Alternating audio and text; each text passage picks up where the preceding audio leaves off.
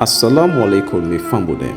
As we all know, for build Allah in house and take good care of am, now one of the key things that one day where Allah himself recommend inside the Quran, and the blessing it go follow you sote na you grave. So waiting this now one of the mocks them where they inside ROGBUM village, right inside Lokomasama chiefdom, where Hawana to farming and food production put head together and say they need for help them for make this particular mosque so that Allah in house will always dey neat. Well, in not tap though, the people then be happy, then gladdy, then get joy for receive them item there with humble and respect heart. Then pray for them donors, them with them help for support them things them here, because this na Ramadan, them mosques don't they full up and the need for take good care of Allah in house. So, Hawana to farming and food production, total fit say, then forgive them items there to them people them, so that Allah in us will always be number one. May fumble them, I can always they say,